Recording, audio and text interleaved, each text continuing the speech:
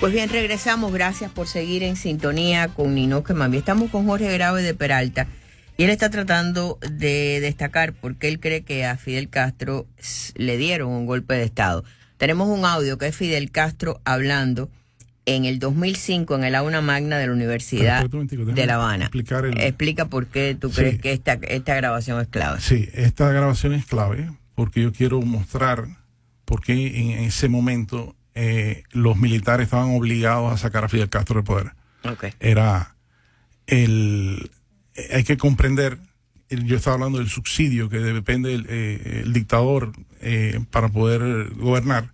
Se le acabó en el 91 cuando la Unión Soviética se derrumbó.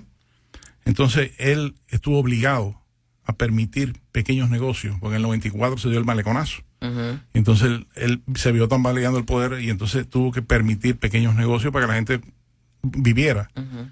Y dio la apertura del dólar. El problema es que no solamente el pueblo se benefició de eso, sino los militares pudieron empezar a hacer negocios. Fidel Castro siempre dijo que esa situación no le agradaba y cuando resolviera su problema financiero íbamos a volver todo a la era soviética. Ok, vamos a escuchar esta grabación. Hubo que discutir bastante. No vayan a creer que los directores de nuestras empresas tienen hábitos de disciplina. Y no todos pueden ser muy felices. Les advierto y se los advierto a ellos también, pues esta va a ser una lucha dura. Nadie ha protestado, pero había 3.000 que manejaban divisas. Y decidían las ganancias estas, si la uso en esto, en lo otro, si pinto, si compro un mejor carrito y no el cacharrito viejo que tenemos. 3.000. Y nos dimos cuenta que en las condiciones de este país aquello había que superarlo. Los bancos, tenemos excelente institución, los bancos. Hoy se asignan los recursos para todos los gastos del país, los administran los bancos, lo entregan. Ahí estamos escuchando a un Fidel Castro que ha tenido control en todo. Yo me recuerdo un cuento cuando Aldana estaba todavía en funciones, y hay un cuento que lo llevan a la sede de Juventud Rebelde. Había una periodista que tenía amistades con uno de ellos y ella le dice que lo lleve a... tenía hasta una hija con Pepín Naranjo, y ella le dice que ella quiere un carro nuevo, y entonces Fidel Castro fue a la redacción sin saber a lo que iba, y en aquel momento pues le dijeron, bueno, ¿y qué necesitan los muchachos? Y les dijo, bueno, necesitamos carro porque el transporte está muy malo. Y entonces le dijo, Pepín, ocúpate de darle automóviles a todos. Cuando él se enteró que era porque Pepín le quería dar un automóvil a su amante, dice que no le habló como por 3 meses, o sea, quizás para entender, y yo no soy muy partícipe de esta tesis que tú tienes, tengo que decirlo desde el momento, pero quizás para entender el personaje de este control que él ha tenido de quién tenía un automóvil o no, a escucharlo decir que los directores de las empresas les está advirtiendo y que más de 3.000 de ellos que manejaban divisas estaban ya comprándose automóviles, mejorando su situación. Quizás esto es parte del concepto que tú nos quieres dar, ¿correcto? Correcto. Ok, vamos a continuar escuchando.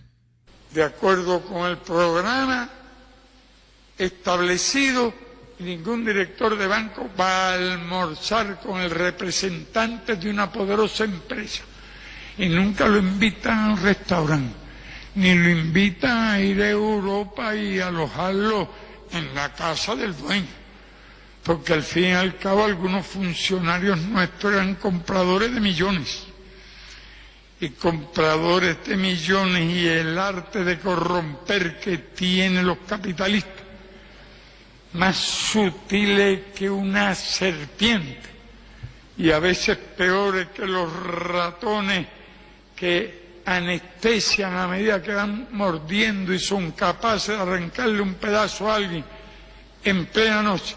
Así a la revolución le iban arrancando, le iban adormeciendo, y ha habido no pocos, y todo el mundo lo sabe, porque veían el nivel de vida. Le cambió el carrito, lo pintó, le puso esto, o le puso una fandita bonita porque se volvió vanidoso. 20 veces lo hemos oído.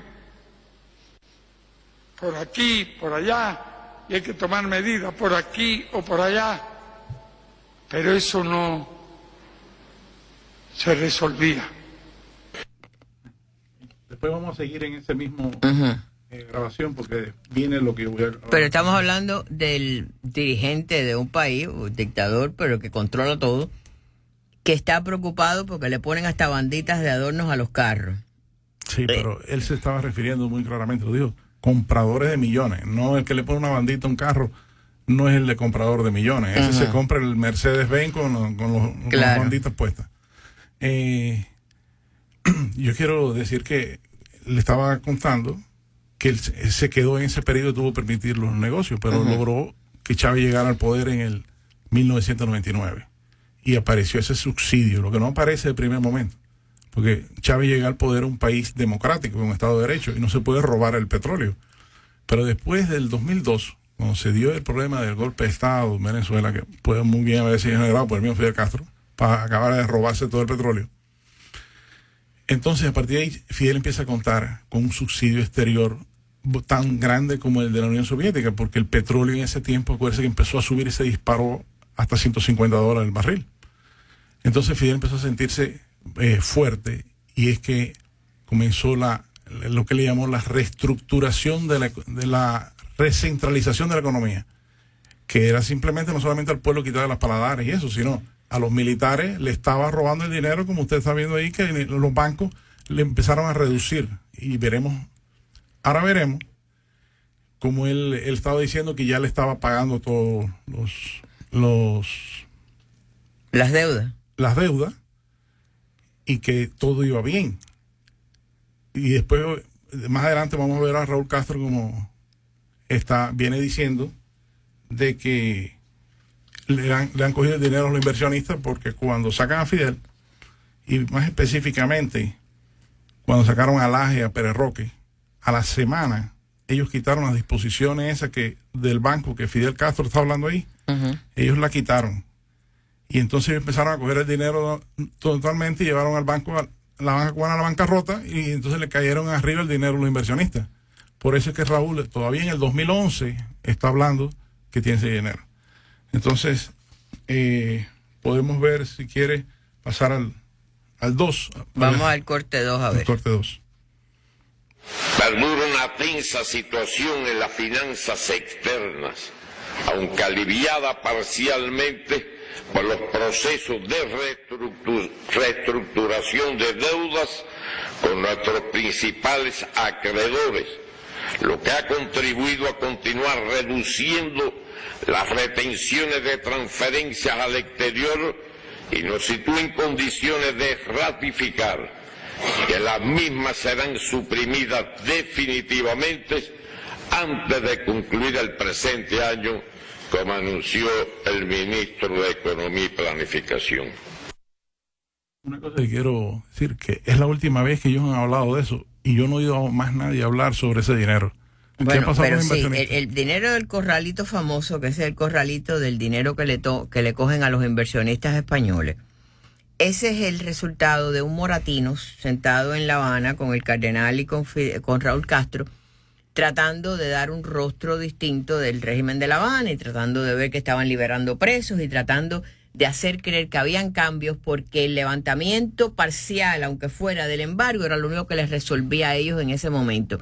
Lo que yo no estoy claro, esto que tú crees, primero, ¿cómo es que ellos logran hacer eso? Tú hablas como que Fidel Castro era alguien indefenso en ese momento, que lo pueden hasta enfermar. Después tenemos que ir a una pausa, pero después nos explica en qué tú te basas para eso. Perfecto.